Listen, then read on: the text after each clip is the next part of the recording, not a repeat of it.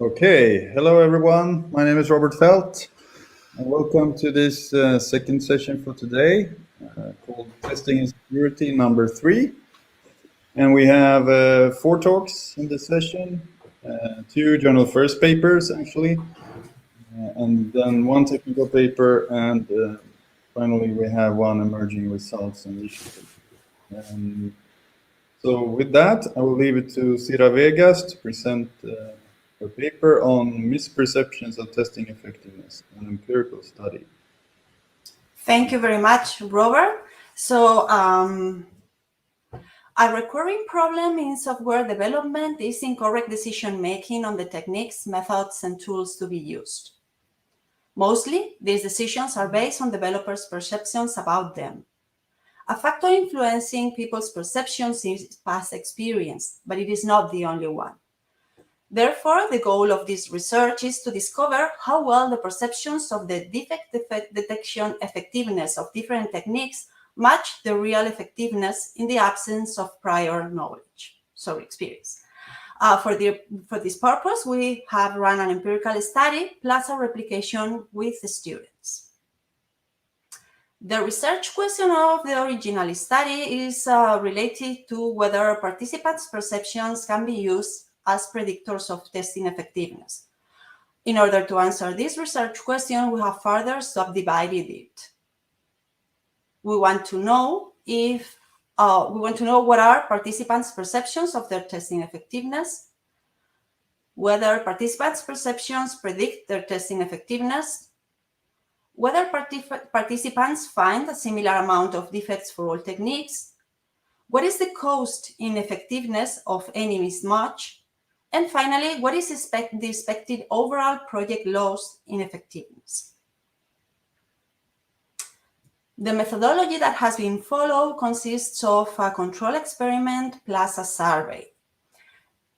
The factor of the control experiment is the code evaluation technique. It has 3 treatments: equivalence partitioning, branch testing, and code reading. 3 response variables have been measured: technique effectiveness, perception of effectiveness, and mismatch cost. The design of the control experiment follows a 3-period, 3 treatments crossover. The participants have followed a 12-hour course of training plus 4 hours of individual practice. They will have to answer a survey every time they apply a technique. 3 small programs in C have been used as experimental objects, and the participants are 32 final year undergraduate computer science students with programming experience, no testing experience, and little or no professional experience. As regards the results of this original study, here you will see in the right part of the slide, which is the statistical test that we have been using in order to answer the research question. So as regards research question 1.1, we have found that all techniques are equally frequently perceived as being the most effective. Additionally, we have found that participants do not correctly perceive the most effective technique for them. Participants do not obtain similar effectiveness values when applying different techniques, so as to be difficult to discriminate among techniques. Mismatch cost is not negligible, and it's not related to the technique perceived as most effective. Finally, expected project loss is not negligible and not related to the technique perceived as most effective. The findings, therefore, were: the main finding is that participants should not base their decisions on their own perceptions because they are not reliable and they have an associated cost. Additionally, we have not been able to find a bias towards one or more particular techniques that could explain misperceptions. On the other hand, participants could have been able to identify the most effective technique for them. Finally, misperceptions cannot be put down to experience, and therefore further research is required. For this purpose, we ran a replicated study in which we investigated the same research questions as in the original one, plus a few more. we added one more research question to research question 1 related to, here we want to know if participants' perceptions are related to the number of defects reported by them. We included a second research question where we investigate whether participants' opinions can be used as predictors for testing effectiveness. We want to know what are participants' opinions about techniques and programs, and we want to know if participants' opinion predict their effectiveness. Additionally, we want to know if there is a relationship between participants' perceptions and opinions. More precisely, we want to know if there's a relationship between participants' perceptions and opinions, and whether there's a relationship between participants' opinions. There were some changes in the control experiment. One of the changes is due to the new context. Now we have 39 students.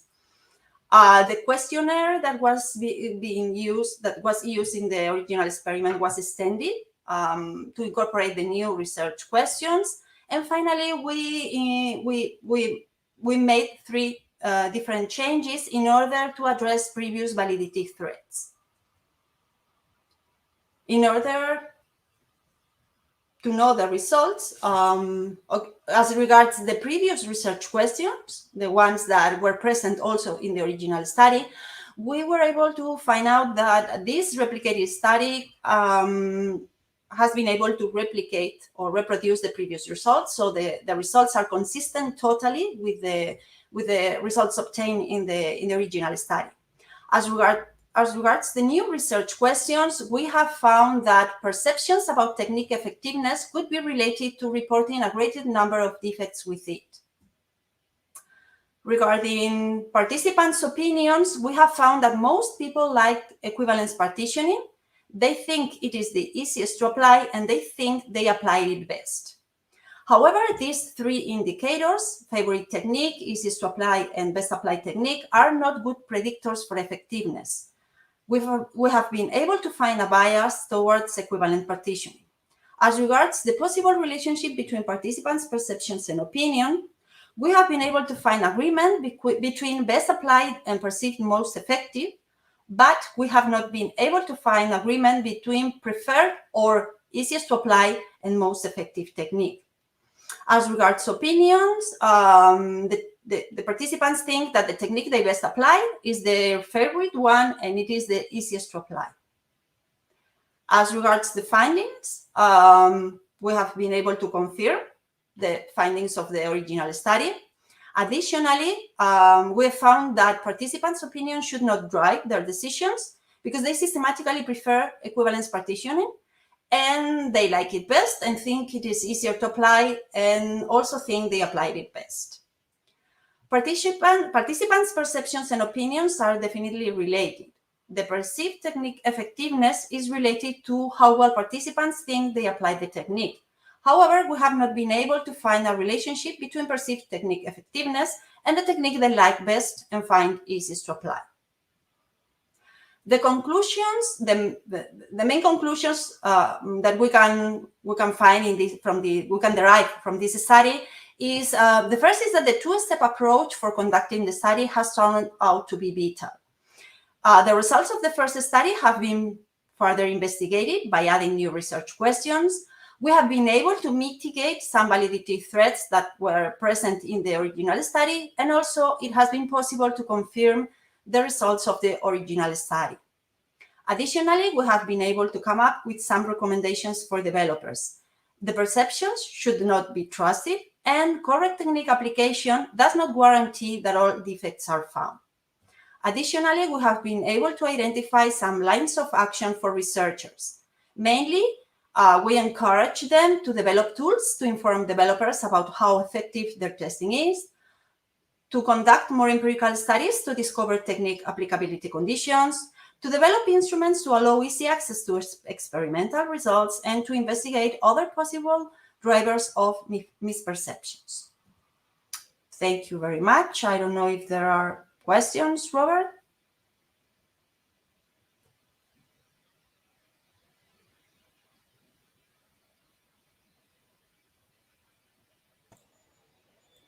Robert, you're muted, sorry. Sorry. Yeah, now I'm back. So I don't see any questions. Oh, here's one. Let's start from Marcos. What do you think we as a community could do to avoid having practitioners basing their decisions on their possibly wrong opinions? I think this is related to some of the lines of actions that I have presented in the paper. So, for example, something we can do, not as empirical researchers, but empirical software engineering researchers, but researchers in software engineering in general. I think the development of tools that can give feedback to developers about how effective their testing is, it's something really, really important. And more precisely, when talking about us, empirical software engineers or empirical software engineering researchers, I think we should conduct more empirical studies in order to know more about both the applicability conditions of the techniques, but also on the drivers for these misconceptions or misperceptions. Great, thank you. Let's see if there are more questions.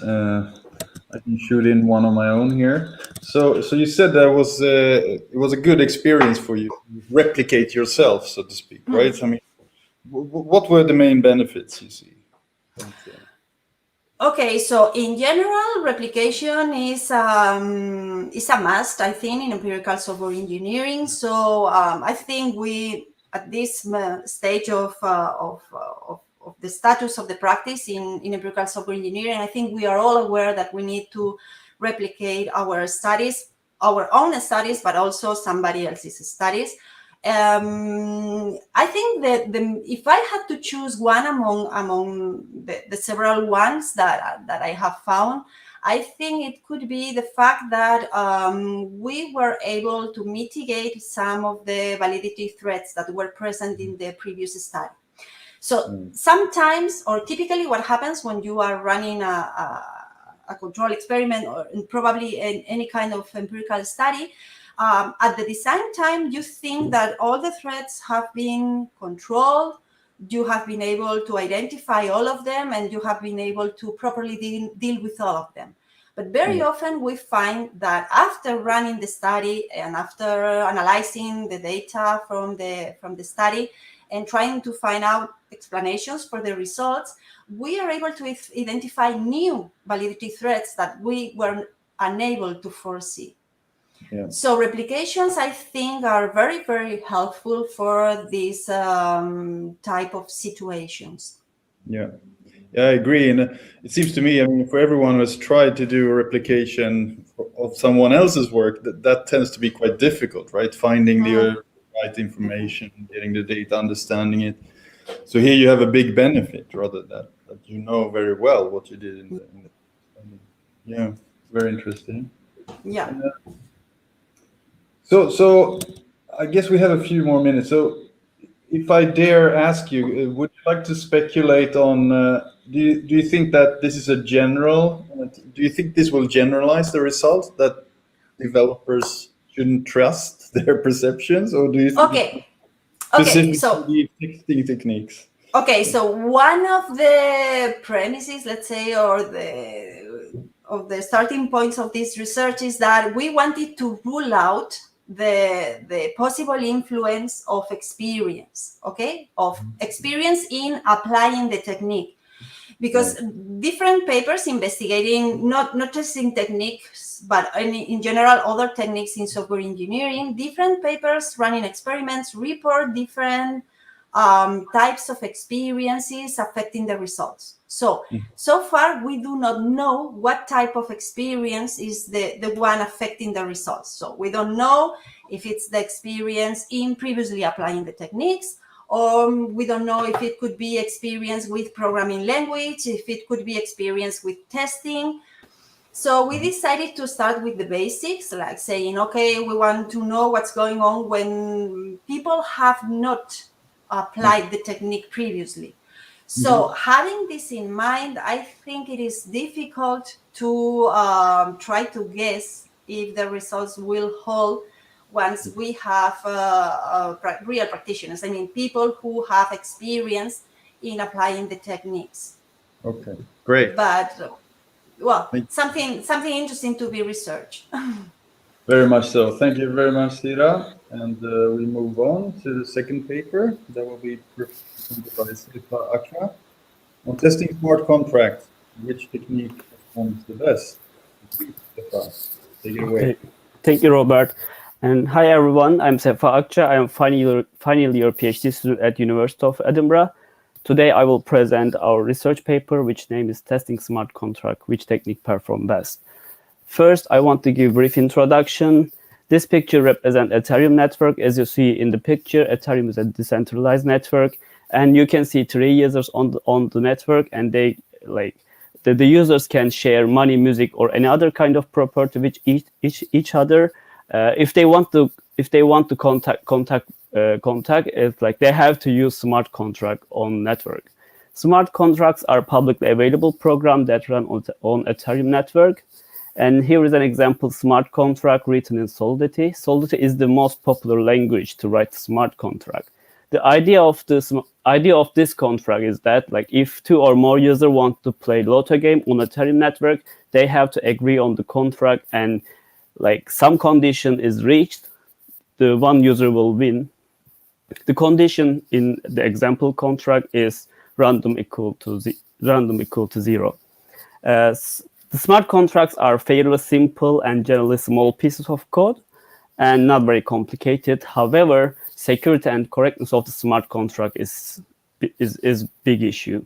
Like, I listed some well-known attacks happened in the past, but if you go through the literature, you will see much more than this one, like maybe more than 100 just for a year. And as you can imagine, like lots of researcher works on security and correctness of smart contracts. And in literature, we found some static analysis tools, and many of them use symbolic execution and abstract interpretation techniques. However, they are struggling with high false positive rate, and they don't, like, some of them don't support full solidity construct. And because of this reason, like testing techniques are getting popular on smart contract field. And we found 6 testing tool for smart contract in literature, and 3 of them implemented by us. And every testing tools in literature did their evaluation under different data set. And so the aim of this project, what we want to achieve, like, we just want to investigate, like, how, like, what if we evaluate these techniques under the same data set, which one will do better than others. And then we pick 4 testing techniques, and we choose Salt Analyzer implementation as black box fuzzing, as fuzz implementation for adaptive fuzzing, and we implement gray box fuzzing with an SMT solver and genetic algorithm with this research. And gray box fuzzing with an SMT solver implementation is just similar to how did in the literature. Like, we combine the black box fuzzing with an SMT solver, and genetic algorithm also, like, we implement in a traditional way, and we use opcode coverage as an objective. And in our experiment, we use 2 different data sets. The first one is the random C, and the second one is the vulnerable C data set. Random C data set, like, we collect all contracts in the random C data set from the Etherscan via a web crawler. And this data set contains 1,665 smart contracts.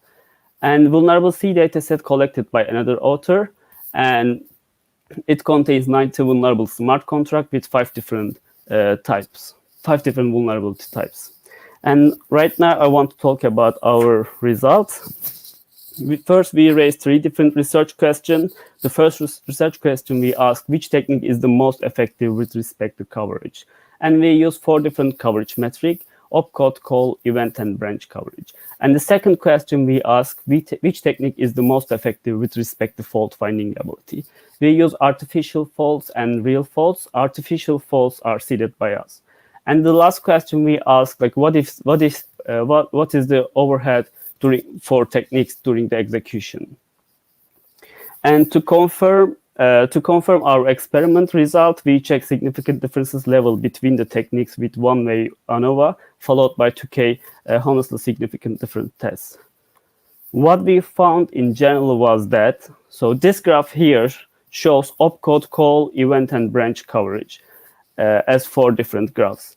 It shows 4 different techniques and their frequency plot.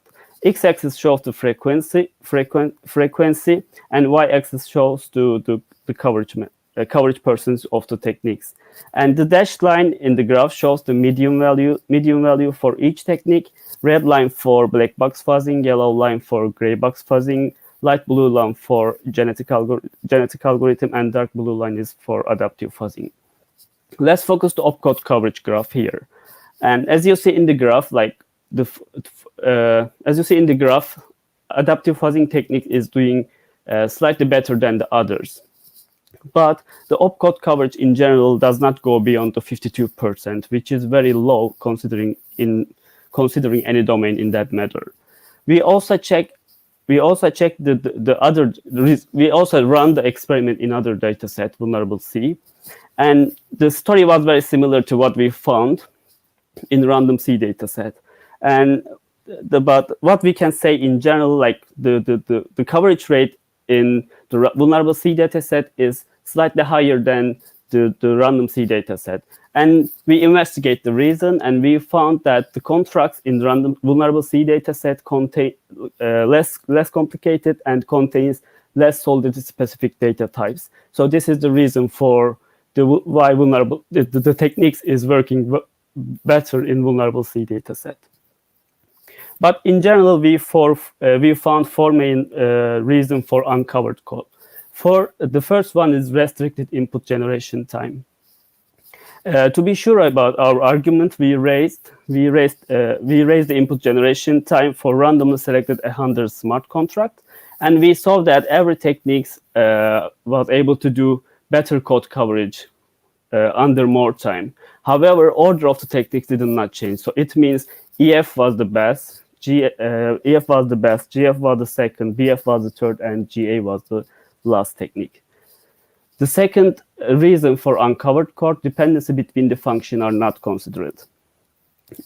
As you see in the example, we have 3 functions here, assign, approve, and send. And approve function using a value from the assign, and send function using a value from the approve function. And in the desired scenario, what we need to do, like we need to call the contract in an order, assign, approve, and send.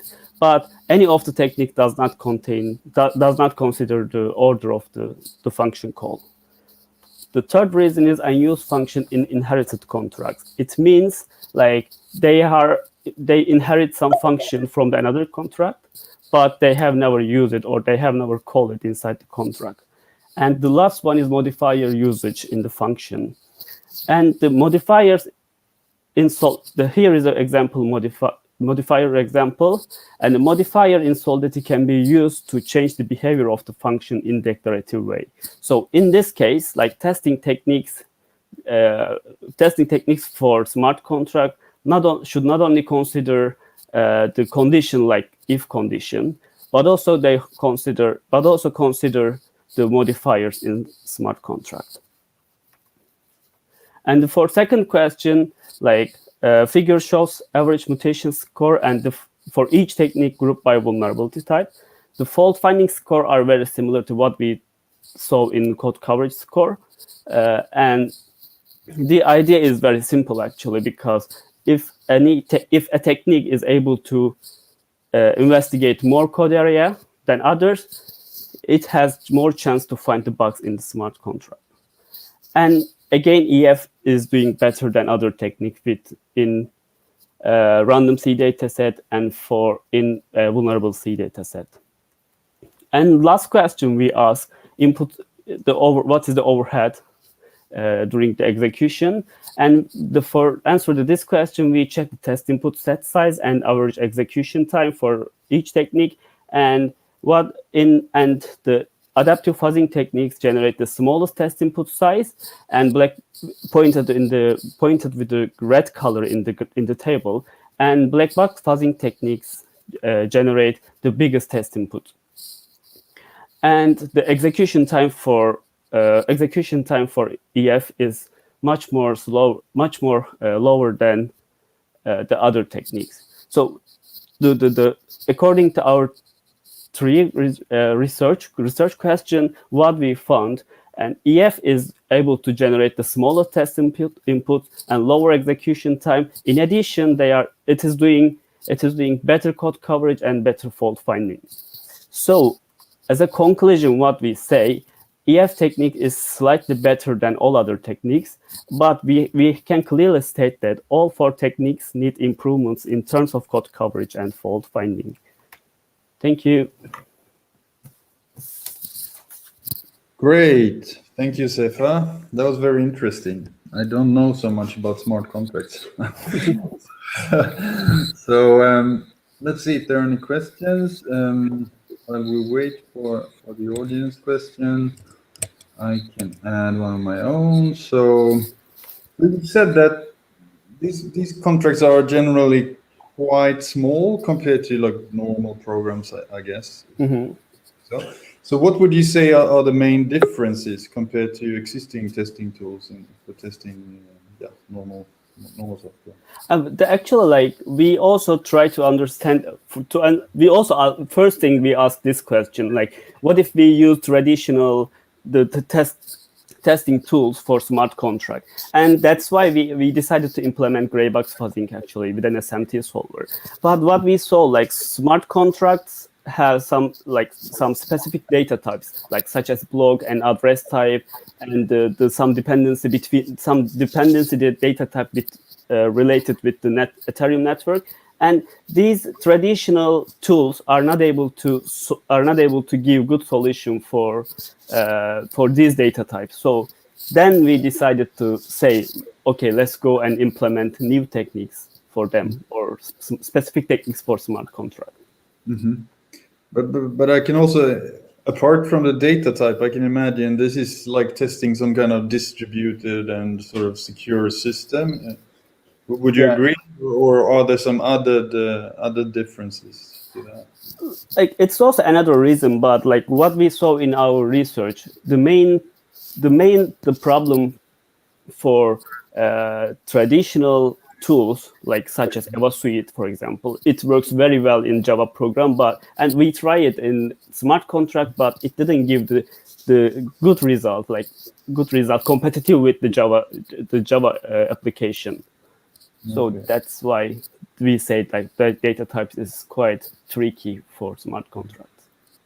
Okay, very interesting.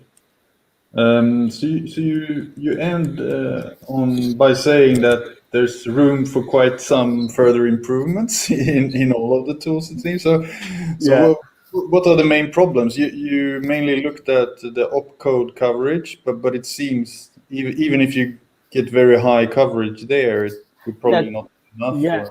The what we say, we did the 4 different coverage metrics. We checked 4 different coverage metrics, and opcode coverage here we stated is quite similar to statement coverage in general.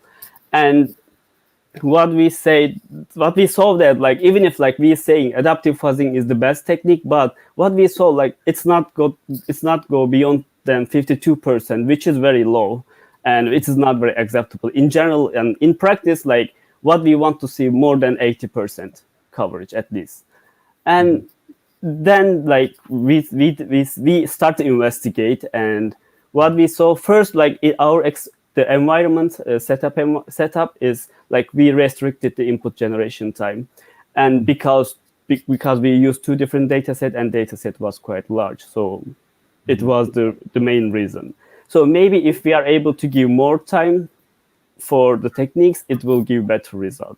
And another one is modifiers is a very big we should consider, and dependency between the function, because as you said, it is kind of generic program, so we have to consider modifiers.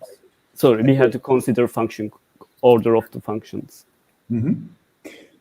Great, very interesting. I think this looks like a promising future area, both at ESEM and other testing conferences, I guess. Thank you. Thank you. Okay, so we welcome now Zoltán, Michel. for presenting, I think it's the journal first paper, yes, automated isolation for white box test generation. So please, Zoltán, take it away. Okay, thanks for the information. Hello everyone, I'm Zoltán Micskei from the Budapest University, and I will present the automated isolation for white box test generation paper co-authored by Dávid Honfi. The paper appeared in Information and Software Technology. So our motivation of work was white box text generation, so generating test inputs from the code, like we've seen in the previous presentation, and there are numerous techniques and tools developed over the years. If you are more interested, see, for example, the list on my website about some of the tools.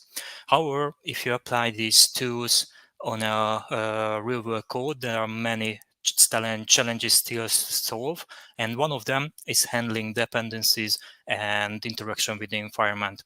Just a small example, let's imagine that we have the following function, transfer money, which takes a parameter user token, an amount, and an account, destination account, and we want to cover all branches of the following code. The first if is easy to cover. The test generator can select appropriate values for amount to trigger the true and false branch. However, if we see the second if, here the test generator has to reason about the value of the balance, which is required by returned by a database query. Of course, you can try to run it, and if there is no database running, you get a trivial error, or you can try to run it in a real production environment where test generation can have many side effects. Similar can happen if you have file or network accesses. So somehow we would like to handle the dependencies and environment interaction automatically.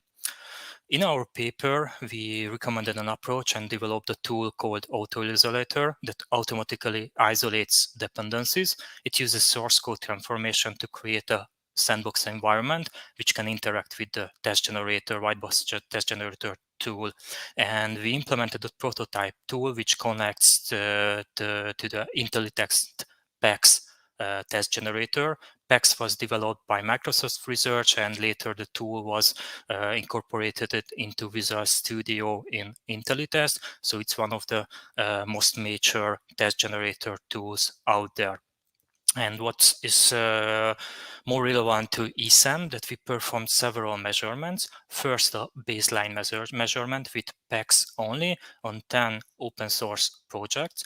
To the best of our knowledge, this is the largest data set about the performance of PEX on open source projects, and our results shows the advantages and some limitations of PEX and the current tooling. And finally, of course, we compared our automated isolation technique with PEX only, and we show in which cases the coverage can be improved and how much is the overhead for the tool. So first, let's a quick overview of our approach. We start from the source code of the application.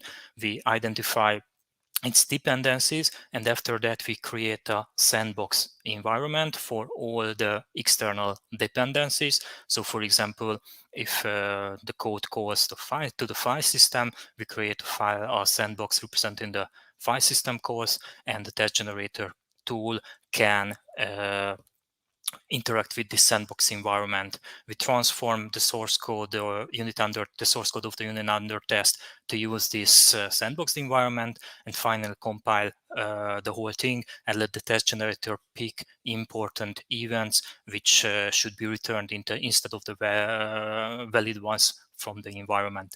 If you are more interested, check the website of the tool, but there are some more details and demo video showing the tool in action. Okay, let's move to the baseline measurements.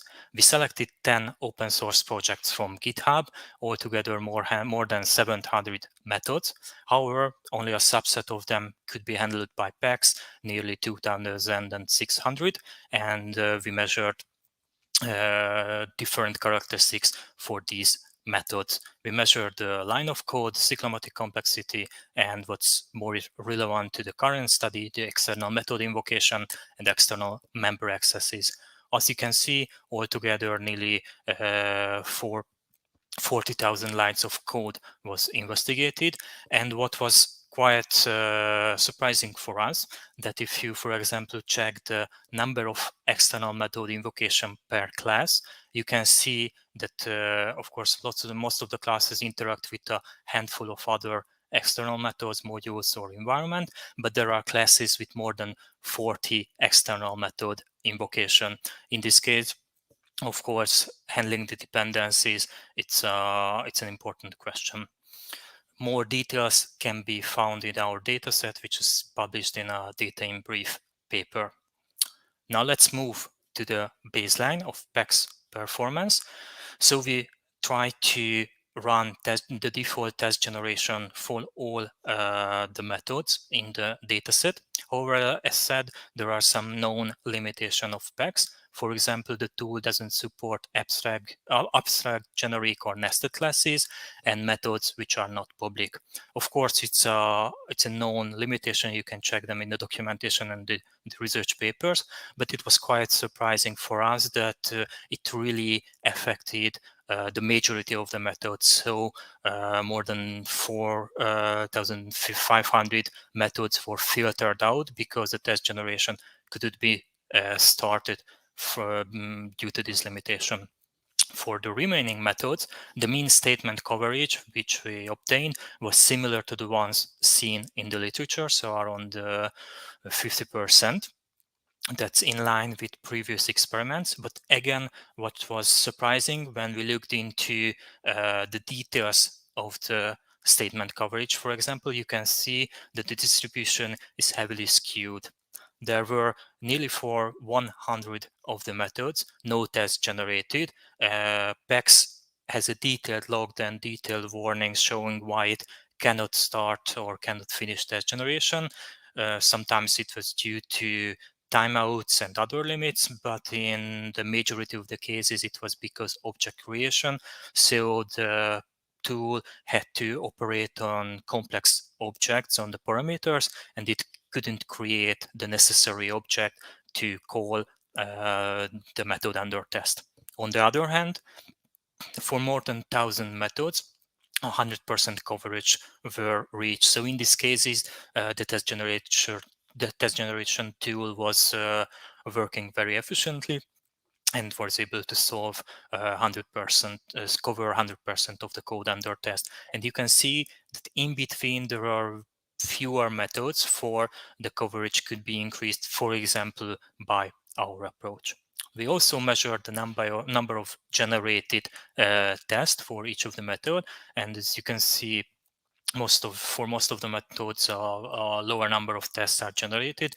PECS uses symbolic execution and tries to select only relevant test inputs. So that's something which was expected, but a large number of failing tests were generated.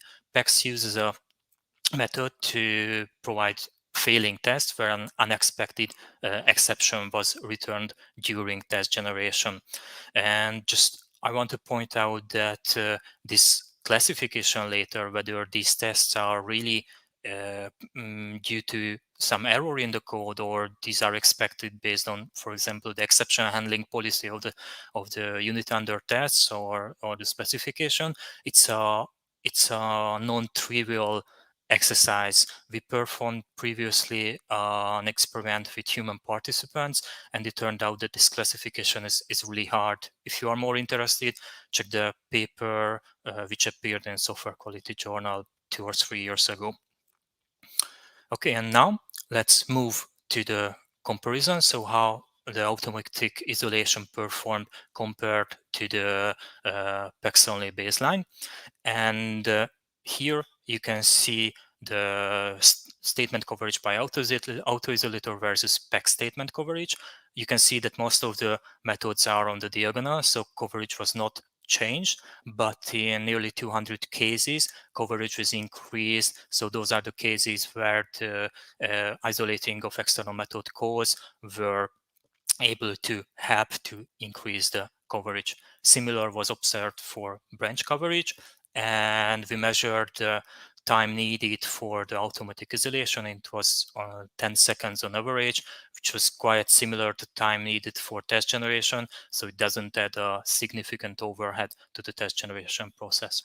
Okay, just to summarize, we recommended an approach for automated isolation implemented in a tool called Autoisolator.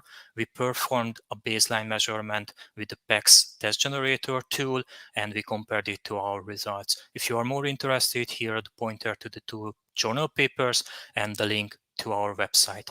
I really thank for joining for the presentation, and if you have any question, I'm really happy to answer them.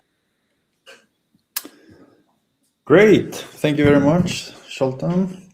So while we wait for the audience to have some questions, I also have a few questions. So your technique, how tied is it currently to PEX, and what kind of support do you need from the test generation tool? Okay, so we try to formulate the approach in a general setting, so you can port it to other object-oriented languages like Java or C++. The implementation is heavily connected, of course, to PEX, because you have to use some low-level hacks to interact with the test generator to able to produce inputs in the necessary format and call them. So that part is, of course, specific to PEX, but we in the beginning we examined several other test generators, and we hope that the technique can be applied also, for example, to EvoSuit or Rendup or other tools. Okay, great, thank you. Another question is, so it was very interesting to see the uneven distribution for different code coverage levels, I guess, technical coverage maybe. Can you expand a bit more on the ones that have almost zero coverage? Is there some deficit in what PEX is doing, or why do you think there are so many methods where that there were many methods. Of course, there were some methods where you have simple parameters like integers or strings or something like that. That's easily handled by the tool, and that's what is typically, I think, measured in most of the research papers also. But if you look at random projects, there are many methods where they have a complex object as an input, which cannot be, for example, easily constructed because there is no public constructor. But you have to call a factory method. For that factory method, you have to supply additional parameters. And at some point, PEX just gave up and say that, okay, by default, I cannot create an object. And for that reason, you can create custom factory methods. But of course, it's then a manual effort that needs to be done by the developers. Yeah. So that's something that we really want to point out for developers of test generator tools, that handling complex object it's not a minor deficiency of the tool. If you cannot work on that, that's something major. Yeah. I think of course in the literature there are many tools that focus on generating complex objects, but I guess few of them are implemented and easily. Yeah, it's really hard. We performed some evaluation test generator tools previously, and that was our experience also, that few tools are able to implement it in a robust way. But I think here the key is that it's easy to have for some generic cases, but if you want to handle every edge case, like with generics and so on, it's really a huge engineering effort. Okay, cool. We only have, so very shortly, did you do any manual investigation of the methods that you couldn't improve, so to speak? Could you see some pattern there? Yeah, we checked those, and in many cases there were no external method calls. So those were cases where only internal structures, but there were some complex control flow or object handling, and on those cases, of course, our methods. Of course, if we knew these numbers in the beginning, maybe we can direct our goal, but But in the literature, handling environment dependencies is something which comes back, but it was nice to see how prevalent this problem is. Great. Thank you very much, Zoltán. Super interesting Okay. work. Thank you. you. Yep. Okay, and welcome Upulee.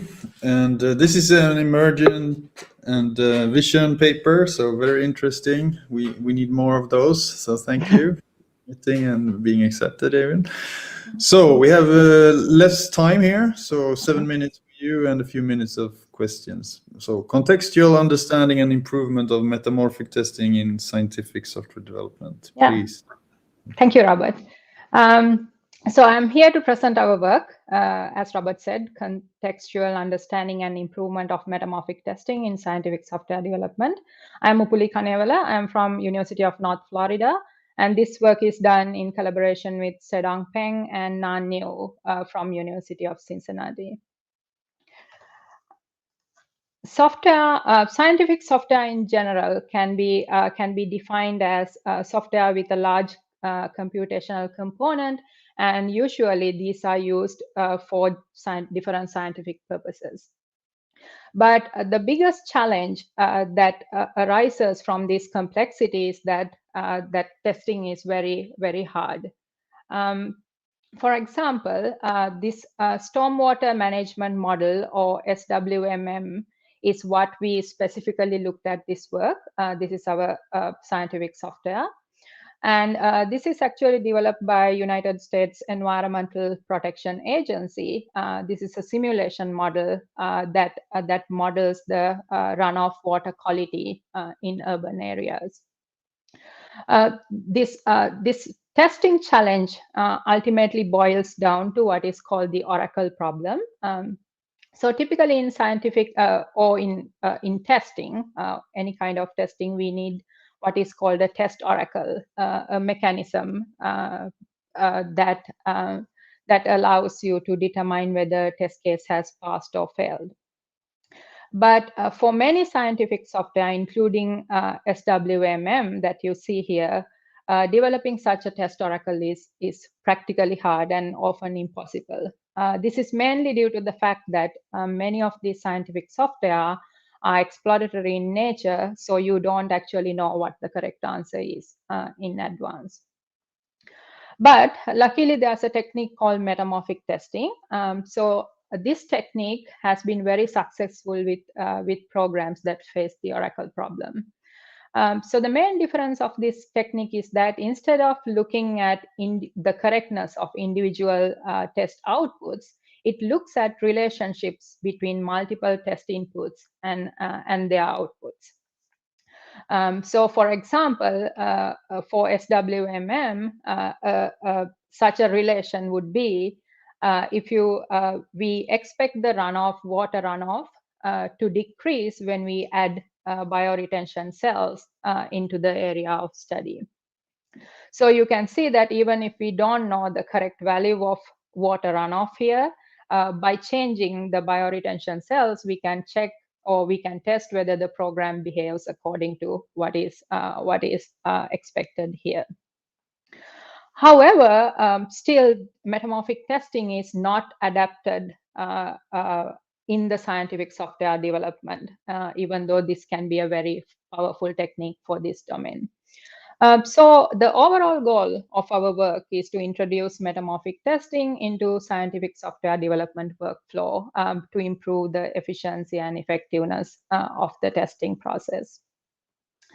The specific approach that we used in this particular study is as follows.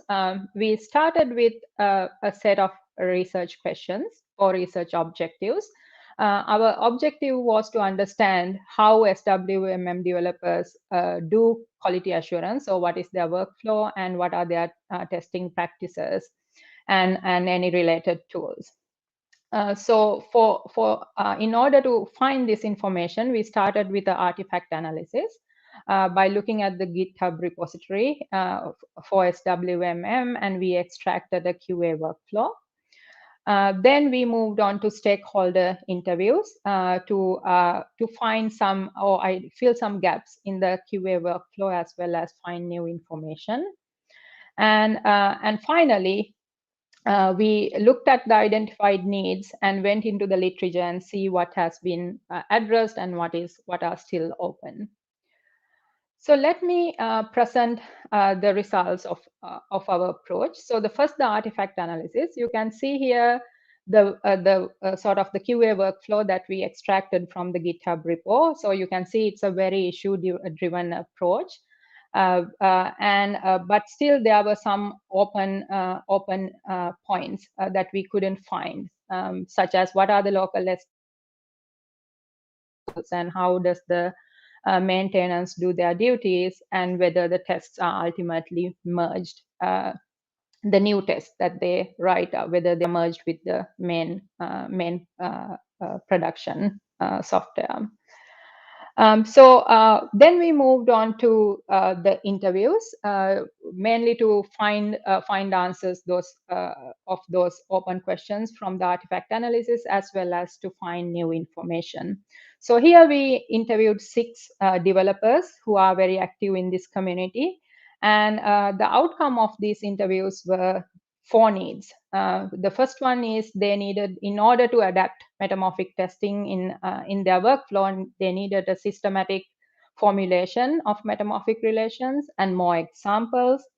And how would you correlate metamorphic testing with regression testing? And finally, tools to integrate metamorphic testing in their workflow. After that, we went back to literature and did a literature analysis to see whether what of these needs are actually satisfied by the current work.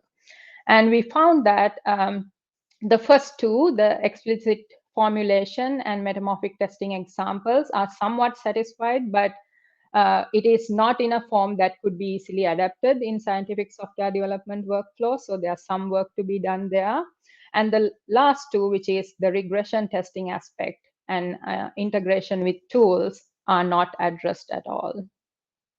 So based on these findings, our future work directions would obviously be first study more repositories so that we can confirm these needs and also add any new ones if there are. And finally, also develop the tools necessary to integrate MT better into scientific software development. With that, thank you, everyone, and I'd be happy to answer any questions. Thank you. That was very interesting. So I have one question. Why do you think, so my impression is that a lot of development of scientific software is a little bit lagging behind, let's say, at least some other software areas or domains. So why do you think this is? Is it like they are not aware of the tools or solutions that are? Yeah. So I agree. So this developer community is very different. It's not usually most of them are not trained as software engineers. Usually these are scientists who have PhDs in different areas and who has adapted adapted coding, maybe self-taught in the way. So that is the majority of the developers, and that is exactly one issue. There is this gap in knowledge, and they are not caught up with many of the new techniques. But for their defense, their goal is more scientific goals, right? It's not producing better software. The first thing they want to do is to do better science and find new things. So this is just a tool. So they have very limited time that they can spend on like learning all these new techniques. So that's why we think what we found is they actually do metamorphic testing. I mean, the relation that we presented, okay, if I change a variable here and there, this is how I expect it. So they do it, but they don't know this is a testing technique, and we can make it more systematic in order to gain better trust in the softwares. Okay, great. Yeah, it seems very important, and I think I hope you go on with this research. Yeah, that is the hope. Right. We only have less than a minute left, so I think I'll keep my other questions and take them Sounds good. Okay, with this, we close this session. So thanks to all the presenters and all authors, and also to the audience. And I think there's a 15-minute break now. And then I will actually be back in the next session on development approaches and requirements. So hope to see you then, and thank you so much.